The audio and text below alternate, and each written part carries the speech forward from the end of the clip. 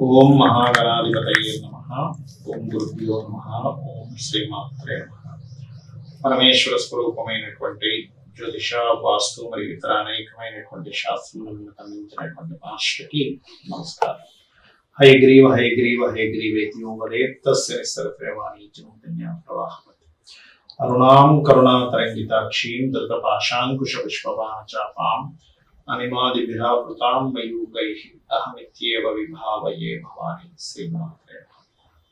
ప్రేక్షకులకి ఆ లలితాంబిక అమ్మవారి యొక్క అనుగ్రహం పరిపూర్ణంగా కలగాలని మనస్ఫూర్తి కోరుకుంటూ మనం ఈరోజు చెప్పుకోబోయే టాపిక్ ఏంటంటే, చాలా మందికి ఈ జ్యోతిషాస్త్ర కానీ లేకపోతే వాస్తుపరంగా కానీ ఒక మూలత్వం ఉంది. ఏమిటది అంటే చెప్తాను చూడండి.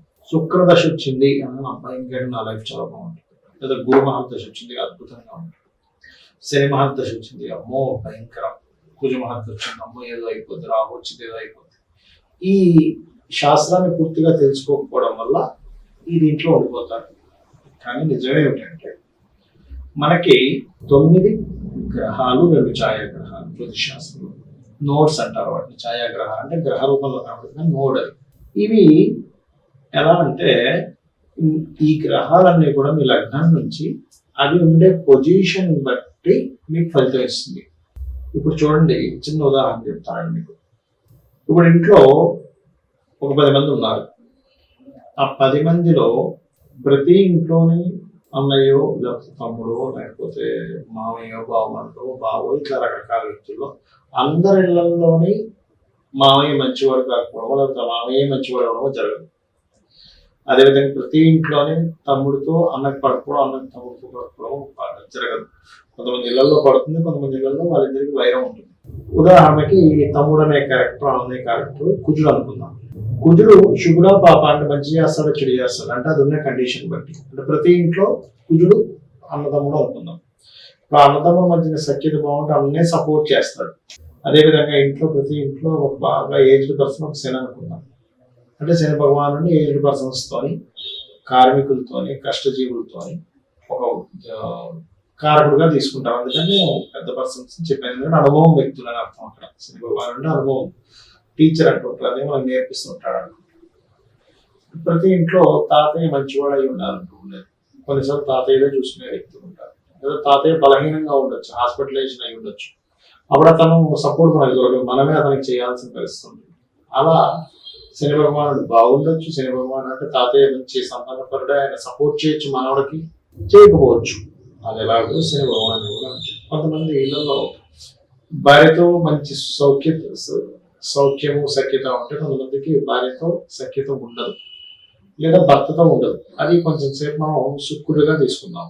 ఇప్పుడు అందరిలోని జీవిత భాగస్వామితో ఇబ్బంది ఉంటుందంటే అలా ఉండదు. కొంతమందికి ఏమో బాగుంటుంది, కొంతమందికి ఇబ్బంది ఉంటుంది. అంటే ఇక్కడ మన ఇళ్లలో, మన ఇంట్లో ఉండేటువంటి క్యారెక్టర్స్, మన ఇంట్లో ఉన్న సేమ్ క్యారెక్టర్స్ అందరిలో ఎలా అయితే ఉండవో, ఇట్ ఈ సేమ్ టైం మన జన్మజాత చక్రంలో శుభగ్రహం కావచ్చు, పాపగ్రహం కావచ్చు, అది ఉండే పొజిషన్ బట్టి రిజల్ట్ ఇస్తుంది. మన ఇంట్లో ఉండే వాళ్ళ తత్వాలను బట్టి మనం ఎలా తీసుకుంటామో, వాళ్ళ దగ్గర నుంచి రిసీవ్ చేసుకునేటువంటి ప్రేమను కావచ్చు, ద్వేషాన్ని కావచ్చు, ఇట్ ఈ సేమ్ టైం గ్రహాలు కూడా అంతే. అందుకే మనకి శాస్త్రంలో ఏం చెప్తారంటే, నీ యొక్క కర్మ వేరే ఏ రూపంలోనూ రాదు. అన్నదమ్ముల రూపంలోని, భార్య లేదా భర్త రూపంలోని, తల్లిదండ్రుల రూపంలోని, బంధువర్గాల రూపంలోని, నీ చుట్టూ ఉండేటువంటి ఫ్రెండ్స్ రూపంలోనే వస్తుంది. వచ్చే ఏం జరుగుతుంది, ఒక ఫ్రెండ్ రూపంలో వచ్చింది. ఒక ఫ్రెండ్ వచ్చి అడిగాడు, అరే నా దగ్గర డబ్బులు లేవు, నేను ఒక ఫ్యాక్టరీ పెడుతున్నాను, నీకు ఏదో నేను పార్ట్నర్షిప్ ఇస్తాను, లేకపోతే నీకు ఇన్ని డబ్బులు ఇస్తాను, నాకు ఇన్ని లక్షలు నువ్వు ఇవ్వు అంటాడు. మనం మంచి ఫ్రెండ్ అయితే మంచి జరుగుతుంది, ఇబ్బంది పెట్టే ఫ్రెండ్ అయితే వాడికి డబ్బులు ఇస్తాడు, వాడికి పోగొడతాడు, ఇవ్వమంటే ఇవ్వలేడు. ఫ్రెండ్ రూపంలో కర్మ వచ్చింది వ్యక్తి దగ్గరికి. ఒక్కొక్కసారి శుక్రుడు రూపంలో వస్తుంది. శుక్రుడు మంచి గ్రహం అనుకుంటాం, శుక్రుడు పాడయ్యాడు, భార్య రూపంలో లేదా భర్త రూపంలో వస్తుంది. అంటే వివాహమై వాళ్ళకి మీకు పడక గొడవలై కోర్టు కేసులు ఇబ్బంది పడుతూ ఉంటాం. అంటే శుక్ర రూపంలో వచ్చింది అక్కడ. కొన్నిసార్లు శని రూపంలో మంచిగా అయితేనేమో మంచి జాబ్ లో సెటిల్ అవ్వడము, మంచి బిజినెస్ లో సెటిల్ అవ్వడం జరుగుతుంది. కొన్నిసార్లు బాగాలేదు అనుకోండి, అదే జాబ్ లో ఇరుక్కుపోవడము, ఆ జాబ్ లో పని చేయించుకుంటూ డబ్బులు ఇవ్వకపోవడం, లేకపోతే జాబ్ లో లేకపోవడం జరుగుతుంది. అంటే ఇక్కడ మీరు పాస్ట్ లైఫ్ లో ఏ కర్మనైతే చేశారో అదే కర్మ మనకి ఈ రూపాల్లో వస్తుంది. భార్యను ఇబ్బంది పెట్టిన వాడికి ఇబ్బంది పెట్టినటువంటి భార్య, లేదా భర్తను ఇబ్బంది పెట్టిన అమ్మాయికి ఇబ్బంది పెట్టే భర్త.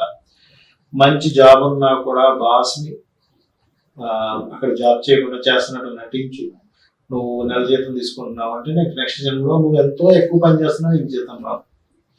అదేవిధంగా అనారోగ్య సమస్యతో ఉన్న వ్యక్తికి నువ్వు హెల్ప్ చేయకుండా ఇంకా ఆ వ్యక్తి అనారోగ్యం అయ్యేలా చేసావంటే నీకు ఈ జన్మలో అనారోగ్యం ఉంటుంది. అంటే ఏంటి, నువ్వు ఏదైతే కర్మ చేశావో సేమ్ యాజ్ ఇట్ ఈజ్ గా ఆ గ్రహ రూపేణ, ఆ కారకత్వం రూపేణ, ఆ కర్మ రూపేణ నీ దగ్గరికి వస్తుంది. ఇదే జ్యోతిషం అంటే.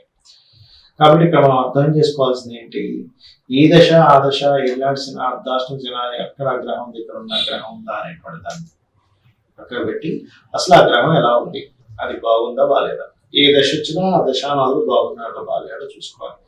ఇవన్నీ ఒక ఎత్తైతే నెక్స్ట్ జన్మ అంటూ ప్రతి జీవికి ఉంటుంది. కాబట్టి ఉన్న ఈ జన్మలో మనం చేయాల్సిన కర్మ సక్రమంగా కనుక చెయ్యగలిగితే ఇదే మీకు శ్రీరామ రక్షగా నెక్స్ట్ జన్మలో గ్రహాన్ని సక్రమంగా ఉండే సమయంలో మీరు జన్మించడం జరుగుతుంది. శ్రీమాత్రే నమః.